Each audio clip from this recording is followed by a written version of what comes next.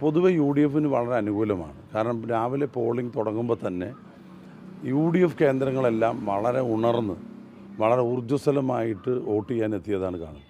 പ്രത്യേകിച്ച് സ്ത്രീ സമൂഹം പരമാവധി നടക്കാൻ കഴിയുന്നവരും എത്താൻ കഴിയുന്നവരുമായിട്ടുള്ള ഭൂരിപക്ഷം പേരും വോട്ട് ചെയ്യാൻ എത്തിയിട്ടുണ്ട്.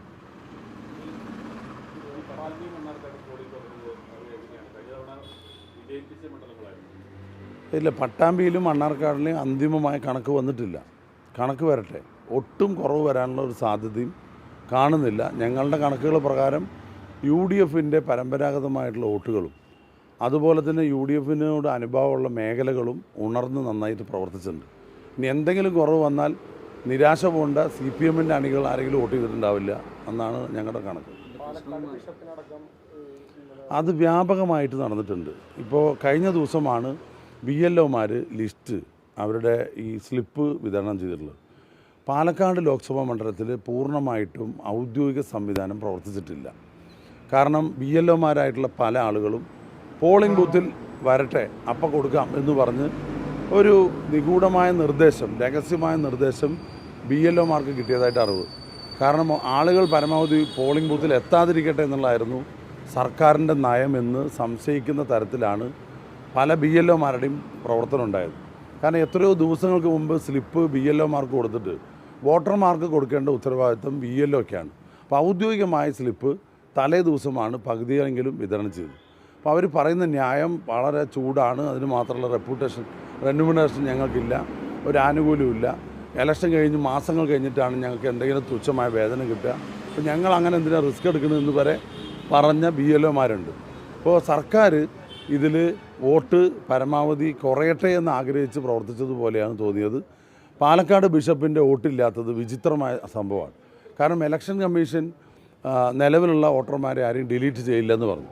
ഡിലീറ്റ് ചെയ്താൽ അവരുടെ പേരും വിവരങ്ങളും ആ വോട്ടർ പട്ടികയിലെ അവസാന പേജിൽ കൃത്യമായിട്ട് രേഖപ്പെടുത്തുമെന്ന് പറഞ്ഞു. പക്ഷേ ഈ ബൂത്തിൽ വോട്ടർ പട്ടിക ഇറങ്ങിയപ്പോൾ ഒറിജിനൽ പേരിൽ ലിസ്റ്റിലും അദ്ദേഹത്തിൻ്റെ പേരില്ല, ഡിലീറ്റ് ചെയ്ത ആളുകളുടെ ലിസ്റ്റിലും അദ്ദേഹത്തിൻ്റെ പേരില്ല. അതായത് അപ്രത്യക്ഷമാകുകയാണ് ചെയ്തത്. അദ്ദേഹം ഒരു ദിവസം പോലും ഇവിടുന്ന് താമസം മാറ്റിയിട്ടില്ല. ID കാർഡിൽ യാതൊരു വ്യത്യാസവുമില്ല, സെയിം അഡ്രസ്സിലാണ്. ഇതിന് മറുപടി പറയേണ്ടത് ഇലക്ഷൻ കമ്മീഷനും അത് കേരളത്തിൽ കൈകാര്യം ചെയ്തിട്ടുള്ള സംസ്ഥാന ഗവൺമെൻറ്റുമാണ്. അതുപോലെ തന്നെ പല കന്യാസ്ത്രീ മഠങ്ങളിൽ നിന്നും, അത് ക്രിസ്തീയ മഠങ്ങളിൽ നിന്നും സിസ്റ്റർമാർ വിളിക്കുകയാണ്. തലേ ദിവസം നോക്കുമ്പോൾ അവരുടെ വോട്ട് കാണാനില്ല. ID കാർഡുള്ളവരാണ്. പാർലമെൻറ്റ് ഇലക്ഷൻ വോട്ട് ചെയ്തു, അസംബ്ലി ഇലക്ഷൻ വോട്ട് ചെയ്തു, തദ്ദേശ സ്വയംഭരണ സ്ഥാപനങ്ങൾക്ക് വോട്ട് ചെയ്തു, പക്ഷേ ഇപ്പോൾ വോട്ട് കാണാനില്ല. അപ്പോൾ ഓരോ ബൂത്തിലും ഇതുപോലെ UDF അനുഭാവികളുടെ വോട്ട് അപ്രത്യക്ഷിതമായിട്ടാണ് ഇന്നലെ വൈകുന്നേരത്ത് കിട്ടിയ പ്രാഥമികമായിട്ടുള്ള വിവരങ്ങൾ. ഇതൊരു ഗൂഢാലോചനയുടെ ഭാഗമായിട്ട് വേണം കരുതാൻ. കാരണം കേരളത്തിൽ നിങ്ങൾക്കറിയുമെന്നറിയില്ല, കേരളത്തിലെ താലൂക്ക് കേന്ദ്രീകരിച്ചാണ് ഇലക്ഷൻ വിഭാഗം പ്രവർത്തിക്കുന്നത്. അപ്പോൾ ഡെപ്യൂട്ടി കളക്ടർമാരായിട്ട് ഒരു കൊല്ലം മുമ്പേ നിയമിച്ച സംസ്ഥാനത്തെ മുഴുവൻ പേരും ഒരു യൂണിയൻ്റെ മെമ്പർമാരാണ്. വിചിത്രമായിട്ട് തോന്നി എനിക്ക്. കാരണം നിഷ്പക്ഷമായും നീതിപൂർവമായും തിരഞ്ഞെടുപ്പ് നടത്തണം എന്ന് എല്ലാ നിയമങ്ങളും നിലവിലിരിക്കെ ആ നിയമങ്ങളൊക്കെ കാറ്റിൽ പറത്തി കേരളത്തിലെ, പാലക്കാട്ടെ മാത്രമല്ല കേരളത്തിലെ ഇലക്ഷൻ ഡെപ്യൂട്ടി കളക്ടർമാർ മുഴുവൻ ഭരണക്കാരെ അനുകൂലിക്കുന്ന സംഘടനയിലെ മെമ്പർമാരാണ്. അത് അങ്ങനെ ആയിപ്പോയി എന്ന് പറയാൻ കഴിയില്ല, വില്ലിങ്നെസ് കൊടുത്തു എന്ന് പറയാൻ കഴിയില്ല. പലരെയും നിർബന്ധിച്ചിട്ട് ആ പദവിയിലേക്ക് വെച്ചതായിട്ടാണ് വിവരം. അത് ഒരു ഇലക്ഷൻ്റെ ഒരു ഗൂഢാലോചനയുടെ പ്രധാനപ്പെട്ട ഒരു കേന്ദ്രമാണ്.